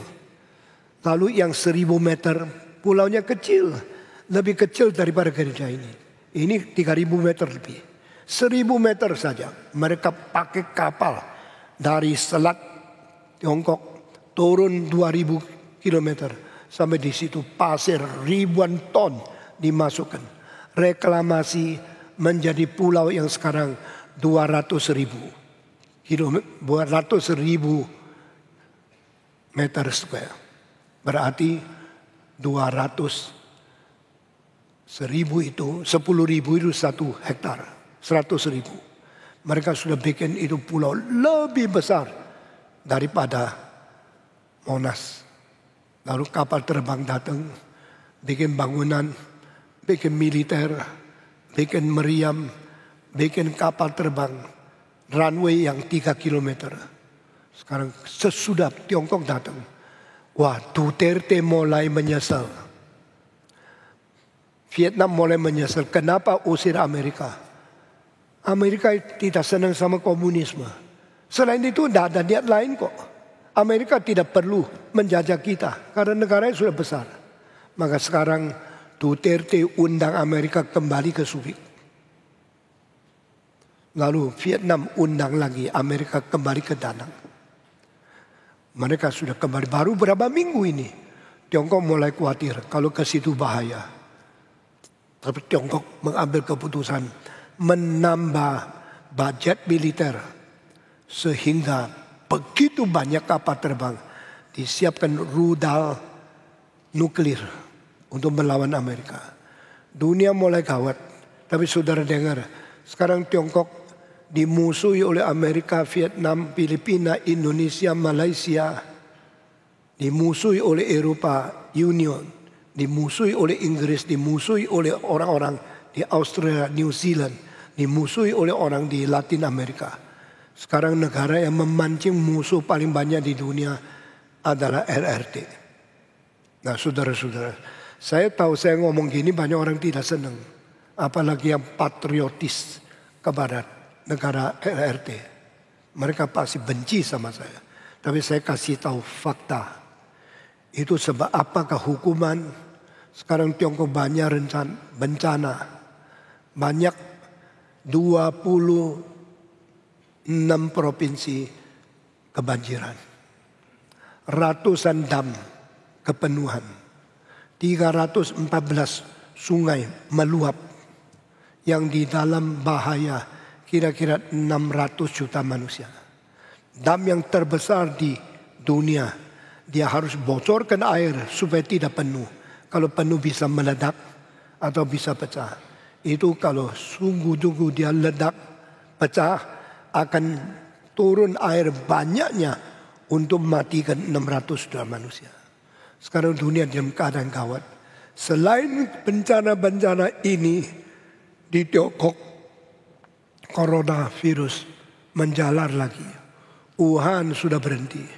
Sekarang Beijing sudah meluap, pemimpin semua lari keluar.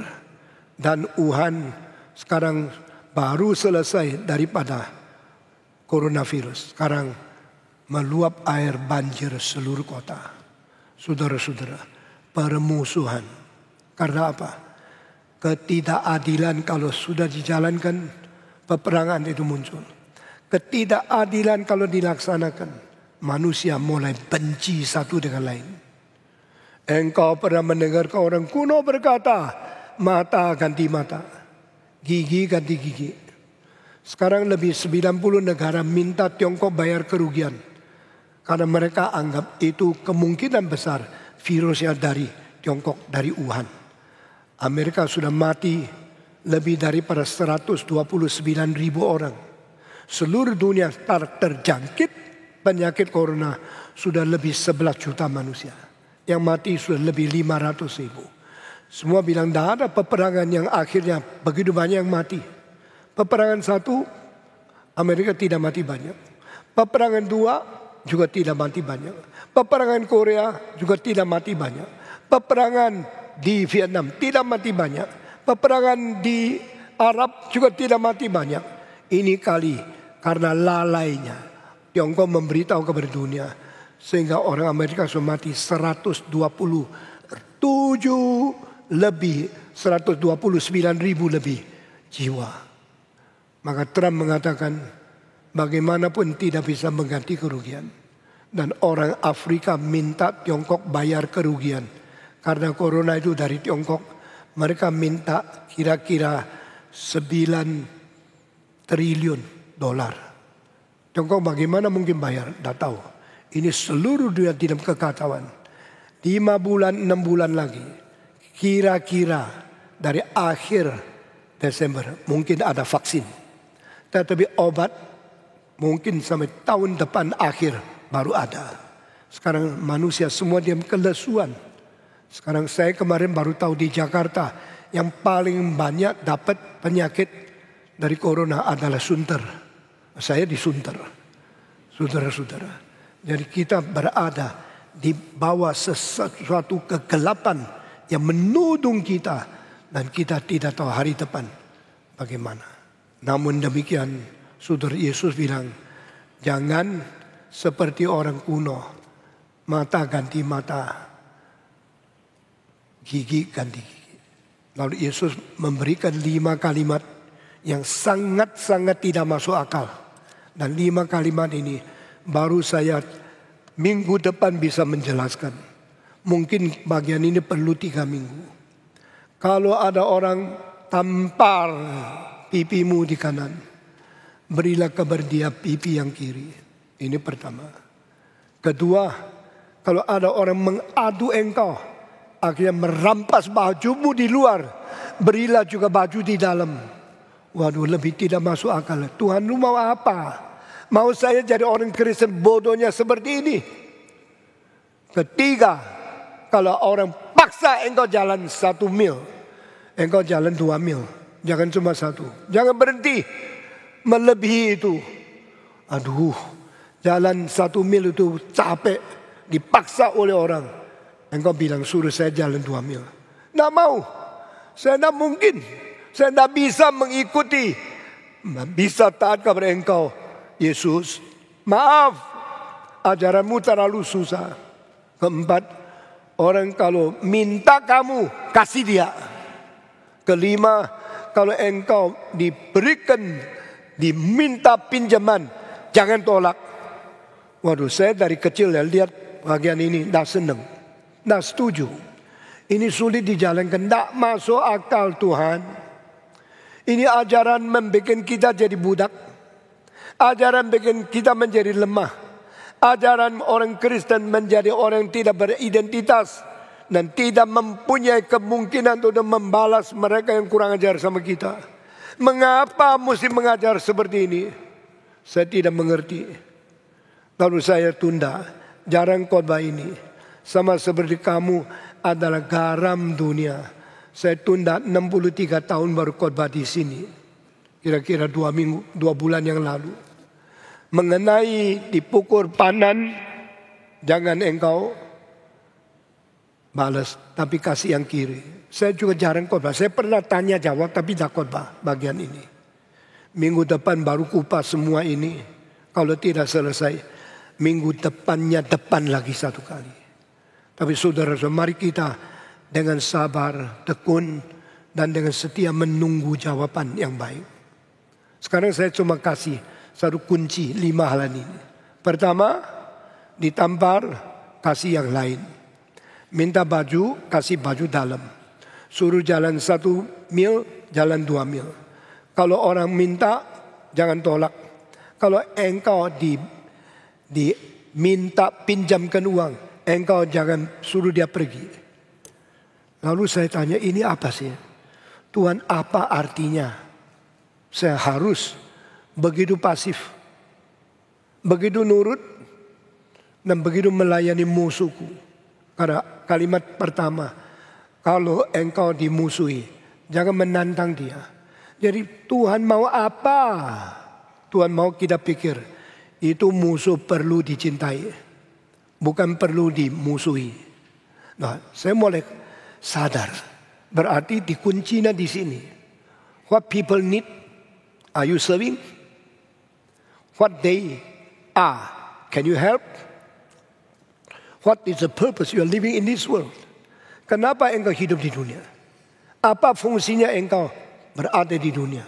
Untuk menolong orang lain? Yang perlu ditolong bukan kawanmu yang kaya.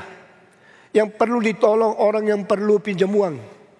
Yang perlu ditolong orang yang marah-marah, yang kurang ajar. Orang yang rohaninya baik tidak perlu engkau tolong. Engkau menolong orang anggota GRI yang baik, yang jiwanya, rohaninya matang, tidak perlu. Dunia memerlukan orang seperti engkau dan saya yang bisa membantu mereka yang kurang ajar, yang suka memukul orang. Jadi kalau di dunia ada semacam orang suka marah-marah, jangan engkau menegur, membunuh, dan melawan dia. Berdoa, menolong, dan merubah dia sehingga dia berhenti marah-marah. Wah, ini terlalu tuntutan tinggi. Tuhan, how can I do it? Dia pukul saya, suruh saya cinta sama dia. Omong kosong, enggak. Saya tidak mau taat engkau. Tuhan mengatakan, yang dengar firmanku tidak menjalankan, tidak layak mengikuti aku. Wah, citaka. Jadi bagaimana?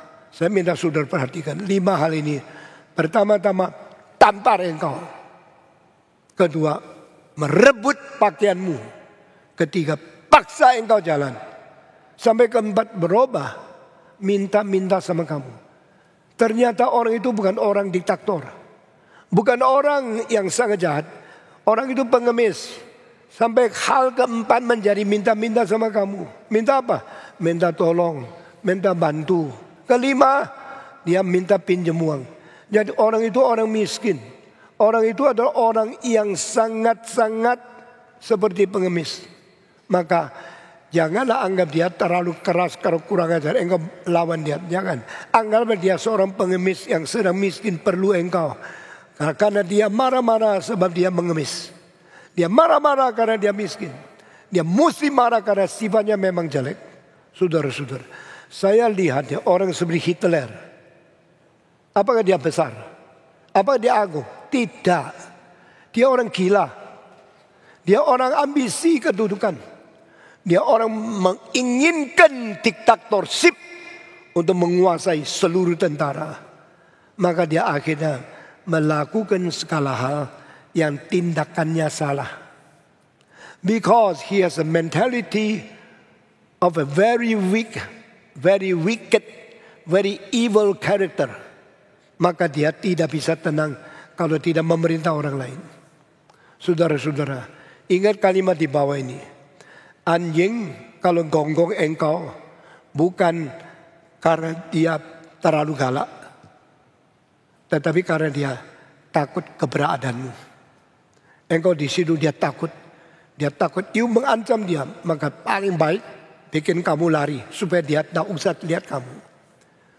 When a dog is very fiercely barking on you, it only means he is in fear. Dia sedang takut. Maka dia wow. Karena dia takut sama kamu. Dan anjing seperti ini perlu dibunuh? Perlu ditenangkan? Bukan. Perlu diobati sampai dia tidak takut. Nah, cara Yesus menanggapi musuh begini. Semua orang yang sekarang cinta Tuhan dulu musuh Yesus. Termasuk saya. Tuhan tidak bunuh saya. Tuhan menaklukkan saya dengan cinta kasih. Dan Tuhan sekarang tanya, can you a Christian follow me to do this? Can you have the great mind of changing your enemy and make them tame? Make them obedient. Change their life. Because they are a beggar. They are faithful, ambitious leader. They are a very poor people, need your help, but giving your help. Saudara-saudara, 5 hal ini berubah loh. Pertama-tama mentampar engkau. Kedua, merebut pakaianmu. Karena apa? Mungkin dia taruh dingin. Dia perlu. Ketiga, paksa engkau jalan. Nanti saya akan penjelasan. Ini karena dia perlu teman. Dan suruh engkau jalan dengan dia. Dia perlu bantuan. Suruh engkau angkat barangnya. Ini semua dia perlu. Dia ambisi, perlu ambisi. Maka dia mesti pukul orang. Ada orang itu kalau tidak pukul orang, dia bisa sakit. Saya waktu muda di gang. Pinggir rumah saya kira-kira 150 meter. Ada satu orang yang selalu jual amplifier. Saya sering datang ke situ. Tapi dia punya satu keponaan. Kalau kumat pukul orang. Saya tidak tahu. Saya om ada ya, saya mau beli barangnya. Piak, saya dipukul. Wah, saya marah sekali. Saya mau pukul dia. Mama bilang, jangan. Dia memang sedikit gendeng. Ya sudah. Lu berkelahi sama orang gendeng, engkau juga gendeng kan. Tapi saya dipukul sakit loh. Nah itu mulai saya lihat. Kenapa orang suka pukul kamu? Karena dia sakit. Karena dia kalau tidak pukul, dia tidak bisa hidup. Kalau dia tidak mengganggu orang lain, dia tidak bisa tenang.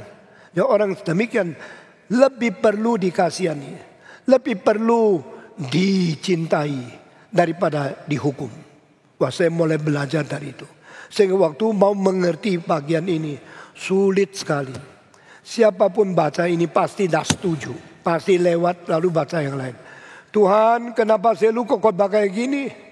Kenapa engkau suruh saya mesti kasih pipi yang kiri? Kenapa engkau suruh saya baju sudah ambil kasih yang lain? Kenapa saya sudah paksa 1 mil saya mesti jalan 2 mil? Kenapa dia datang lagi minta saya mesti kasih? Dia mau pinjam saya tidak boleh tolak. Kenapa sih? Tuhan bilang artinya lebih dalam dari apa yang kau ngerti. Nah saudara-saudara, Yesus berkata, kau dengar kan? Gigi ganti gigi. Kau dengar kan?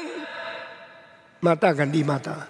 Saya berkata kepadamu, cintailah musuhmu. Waduh, ini ajaran. Justru ini ajaran yang begitu sulit. Maka Gandhi akhirnya takluk kepada Kristus. Gandhi mungkin adalah orang satu-satunya yang mengerti bagian ini lebih dari engkau dan saya. Akhirnya Inggris punya meriam besar, mempunyai kapal terbang banyak. Akhirnya tidak bisa. Inggris harus mundur. India merdeka. Bukan India mempunyai meriam lebih besar. Bukan karena India mempunyai kapal terbang lebih banyak bom. Tapi karena Gandhi baca ini dan dia mengatakan, I will never against you with force. Saya tidak melawan Amerika, tidak melawan Inggris dengan senjata. Saya hanya diam, terima semua siksaan, dan saya akhirnya tidak melawan. Saya tidak makan, saya puasa. Di Downing Street nomor 10, tempat pemukiman daripada Perdana Menteri Inggris. Paling takut kalau Gandhi puasa. Gandhi kalau puasa bukan mendirikan jasa.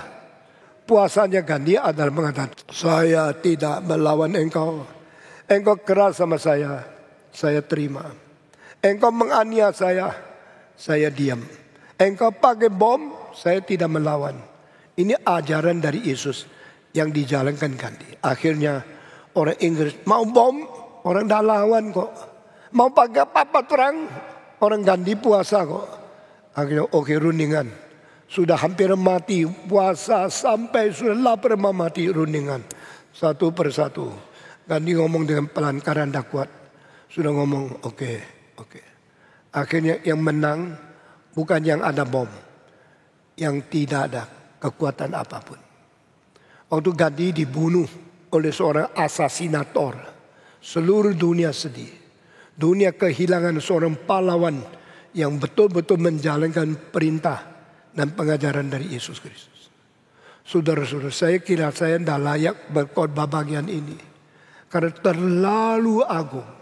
Tapi saya berusaha seumur hidup menjadi orang yang tidak sembarangan pakai kekerasan. Selama 31 tahun Saya tidak pernah pakai kekerasan satu kali untuk hamba Tuhan lain di bawah saya. Saya selama 31 tahun tidak pernah pakai sesuatu kebencian menangani permusuhan kepada saya. Saya difitnah, saya diberontak, saya dilawan di dalam negeri, di luar negeri. Dimaki, dicaci, ditulis segala sesuatu yang marah-marah saya di internet. Saudara bisa lihat, lebih 1 juta kata orang di Perancis melawan saya. Orang di Kanada, di Perancis yang tidak senang saya. Saya tahu sebab apa. Yang di Perancis itu sebenarnya murid saya. Kenapa lawan saya sampai bikin makalah-makalah lebih dari 1 juta huruf? Karena dia minta saya tabiskan jadi pendeta, saya tidak mau. Dia marah, lalu terus mengfitnah saya. Saya biarin aja. Kenapa? Fitnah dia tidak bikin saya lebih kurus. Fitnah dia tidak menjadikan saya tidak diberkati Tuhan. Maka setelah fitnah saya pelayanan makin besar, makin besar.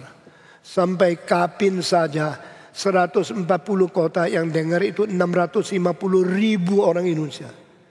Di mana ada kesempatan seorang pendeta khotbah sama 650.000. Pendengar saya di sini cuma 2.000 lebih. Tapi Tuhan buka jalan. Setelah dari fitnah, serahkan kepada Tuhan. Tuhan memberi kekuatan kepada kita. Mari kita menjadi orang yang sungguh-sungguh mencintai Tuhan. Dan minggu depan arti dari 5 hal ini. Apa artinya ditampar? Apa artinya direbut, dirampok pakaianmu? Apa artinya dipaksa jalan 1 mil? Apa artinya waktu dia minta-minta kasih sama dia? Apa artinya waktu dia minta pinjaman jangan tolak? Kita akan memberikan tafsiran minggu depan. Mari kita masuk di dalam doa. Semua tunduk kepala. Dan saya minta pendeta Ivan Kristiono naik ke atas. Pimpin kita di dalam doa untuk menyambut khotbah yang sudah kita terima. Sesudah itu kita akan mengaku iman rasuli. Kami bersyukur karena Tuhan telah memberikan kepada kami Kristus Yesus yang telah memberikan kepada kami teladan cinta kasih yang sejati. Kami mohon ya Tuhan, kami tidak diikat oleh dendam dan kebencian, melainkan kami boleh mengatasi konsep keadilan yang selama ini secara turun-temurun diajarkan. Dan kami boleh mempelajari konsep keadilan Kristus yang bagaimana kami hidup di dalam cinta kasih dan memenangkan jiwa bagi kemuliaan nama-Mu. Terima kasih ya Tuhan, beri kami kekuatan untuk boleh melakukannya. Dalam nama Tuhan Yesus Kristus kami berdoa. Amin. Kita bersama-sama akan bangkit berdiri dan kita akan mengikrarkan pengakuan iman rasuli. Aku percaya kepada Allah, Bapa yang Maha Kuasa, Khalik langit dan bumi, dan kepada Yesus Kristus, Anaknya yang tunggal Tuhan kita, yang dikandung dari Roh Kudus, lahir dari anak darah Maria, yang menderita sengsara di bawah pemerintahan Pontius Pilatus, disalibkan, mati dan dikuburkan, turun ke dalam kerajaan maut. Pada hari yang ketiga, bangkit pula dari antara orang mati, naik ke surga, duduk di sebelah kanan Allah, Bapa yang Maha Kuasa, dan dari sana Ia akan datang untuk menghakimi orang yang hidup dan yang mati. Aku percaya kepada Roh Kudus, gereja yang kudus dan am, persekutuan orang kudus, pengampunan dosa, kebangkitan tubuh dan hidup yang kekal. Amin. Silakan duduk.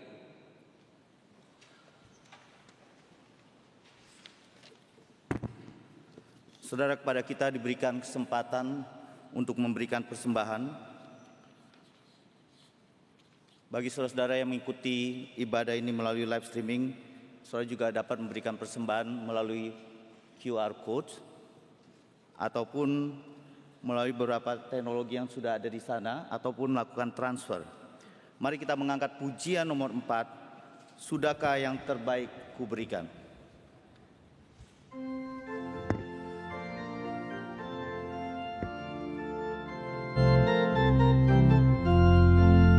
Sudahkah yang terbaik kuberikan kepada Yesus Tuhanku, besar pengorbanannya di Kalvari, diharapnya terbaik dari yang terhilang telah ku cari, dan ku lepaskan yang terbelenggu. Sudahkah yang terbaik ku berikan kepada Yesus Tuhanku? Begitu banyak waktu yang ku punya, sedikit ku beri padanya. Karena ku kurang mengasihi Yesus, mungkinkah hancur pula hatinya? Berapa yang terhilang telah ku cari, dan ku lepaskan yang terbelenggu. Sudahkah yang terbaik ku berikan kepada Yesus Tuhanku? Telah ku perhatikanlah sesama, atau ku biarkan binasa? Ku patut menghantarnya pada Kristus, dan kasih Tuhan harus ku sebar. Berapa yang terhilang telah ku cari, dan ku lepaskan yang terbelenggu. Sudahkah yang terbaik ku berikan kepada Yesus Tuhanku? Saya undang untuk bangkit berdiri. Silakan tugas untuk doa persembahan.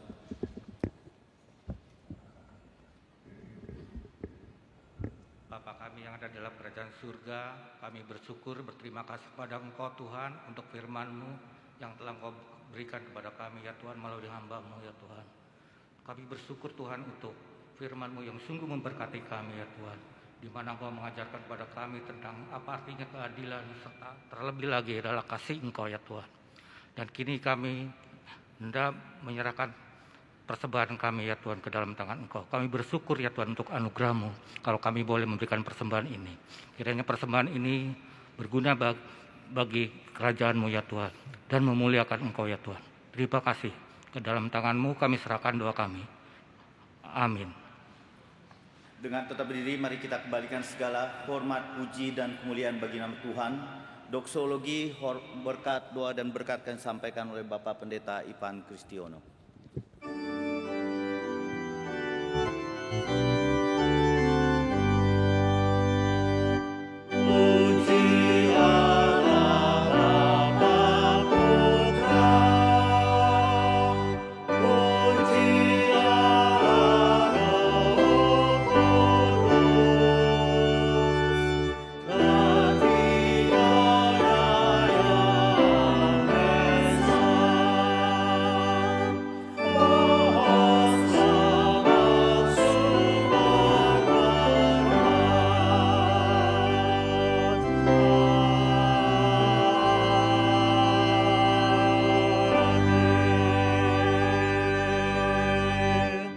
Jemaat yang dikasihi oleh Tuhan, arahkanlah hati dan hidupmu kepadanya, dan biarlah engkau pulang membawa berkat dari Allah Tritunggal. Kiranya Tuhan memberkati engkau dan melindungi engkau. Tuhan menyinari engkau dengan wajah-Nya dan memberi engkau kasih karunia. Tuhan menghadapkan wajah-Nya kepadamu dan memberi engkau damai sejahtera. Amin.